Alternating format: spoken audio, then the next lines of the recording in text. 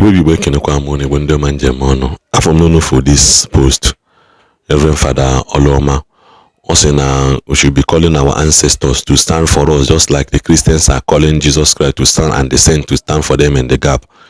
That now you don't know can belegate or pastor belegate belena. New squid dinity is saying sort of is what imenity is saying. No ka ndeba kwesisi we na-eme.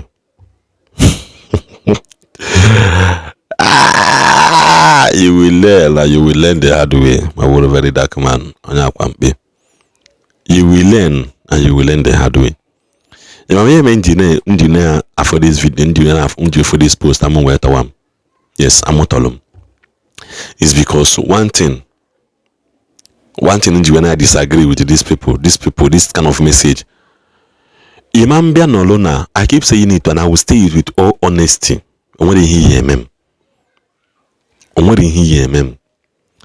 Take for example, just take for example now,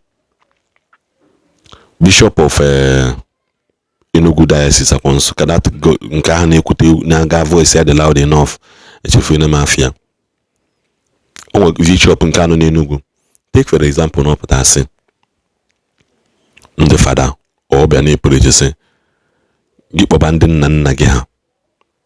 Then Nanagia Kahabu making also no bishop and then Nanagia Kahane Nyelega Kahane Melegi Hekande Saint you believe on Yaseme Kaimago that now on all belegate belly it is a aqua beleco not Igbo or Igbo because only him could one last time Agua Munasina Igbo Igbo originally Obono Igbo only Igbo Mali. You mind that now we make decrease. Most of Yini and Igbo name we make decrease. We speak them into existence. All those things we speak them into it. We don't say, give me money, God give me this. We speak things into existence. That is the way you see. Speak it into existence. That in speak here into existence. Don't allow these people to deceive you. From the father, no one has again. No, you watch even a prayer of all these Pentecostal churches. They speak things into existence.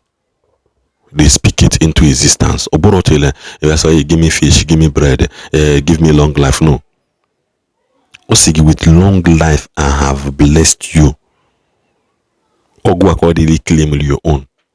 You avoid this kind of drama and that this guy in Yokuna is that now. Obuloni the more interested in Ofon Nanaga, Obuloni the more interested in Ifon Nanaga. One thing you would do for me to take you serious. First of all, he is in a Catholic church, a Roman Catholic church. They call it Roman Catholic Church. Oh, there is a Roman Catholic Church. Oga, see from the Roman Catholic Church, where resign no as a father. It is no as father. 2, you know one. 3, you went a kalaka wall waka. You don't productive. Ibalo society will be via productivity. Ibalo society will via productivity. Then you batazia. Inana ngulun naga. De debutezi of on nage. Then you butezi of on naga. That is when you will now come out. One day, mother, yes, I need to be former priest. That now you've started seeing the world in another dimension. That you've started seeing the life in Onimia in another dimension. That is what made you.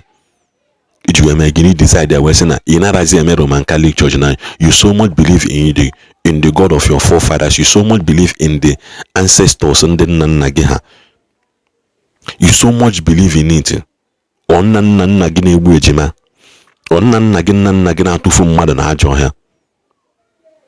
On the Nanagahoya Bugwe watch we see mother not I in your modisi. On the Nanagahoya actually Igbo Fala Moimenka Chowa Virginia Yebu. On the Nanagihana Nama Madusu. Ọ ndị nna nna nna gị ha na ndị nna nna gị ha na ini mmadụ na ndụ. Ị na-asị sikpọwa ndị nna nna gị, sikpọwa ndị nna nna, ọ bụla na ịma nna nna gị, because na a lot of us know today, you don't know the three fathers no before mpa gị.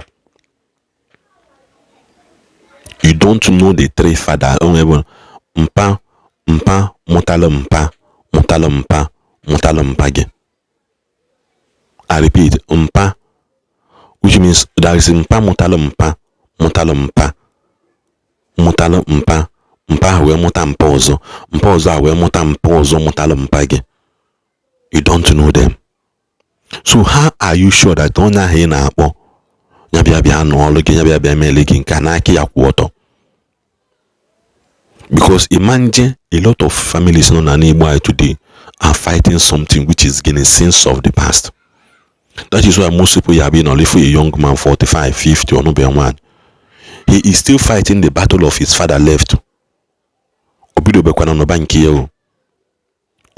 Because we live in a three parallel world. One, correcting the error of the past. Two, setting your own standard. We live in a three parallel world. We have to, first of all, some of us have to correct the error of the past before you set that standard for yourself. And the three, then you start building for your own future. That is the way I see it. Every average African, non-African country, especially in Igbo, is facing this three parallel world now.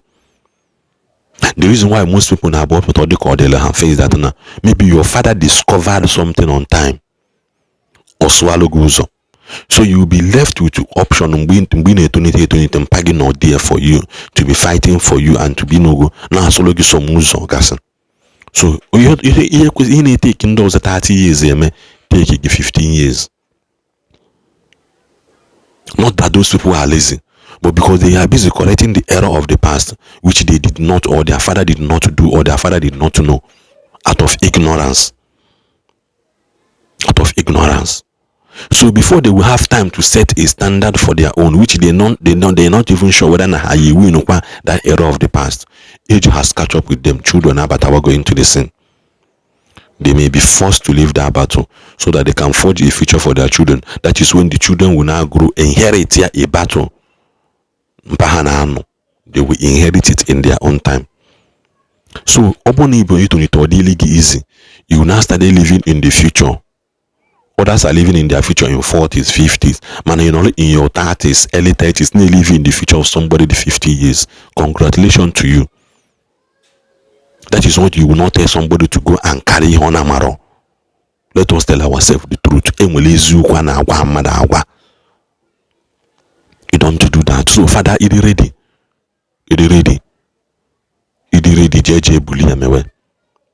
Imam no kwano under Roman Catholic Church and if you digine kulu to get no accommodation, get everything free. In a choice, Belocodon on the altar, you know, na altar matching in a name, same mother, Dominus Vobiscum, on a Hasegi say, it's not gonna work. It's not gonna work. So you have to first of all leave the Catholic Church. You're not chargeable of on nugget. Onye nwanyị no nyekwalo no nyekwalo ge ka mbunite no mkpụrụ obi na those kind of thing. You cannot be doing that in Catholic Church. Now onye obuna respond with you say, don't push that narrative. You try push your father resign as a father, so that people will take you serious. Because imilene melani we mananya Matthias. Imilenu ikulenu ikulana ibo nyushinanya Matthias. That is the simple liturgy in theology, theology and ideology or philosophy or scientropy. Amoromi huna mana imeleni in as much as Nikaida Skasoko, Sencho and all those things Father Ibe Birimananya Matthias. So for this your message to go wide and far, remove yourself from Catholic Church, then start preaching the message. Because when you start preaching it and list those things and listing productivity, no one be there here, Malay these four things, that is when you begin to show that these people that what you actually preach works. what you actually preach works, because now I've said it carefully that a lot of you now about into Father couldn't escape with that productivity, couldn't escape with ago, and couldn't escape with escape laziness. That is what I've been saying all these days. That is what a lot of you people are doing. So Father, Malihi Melo Nweke, God the one.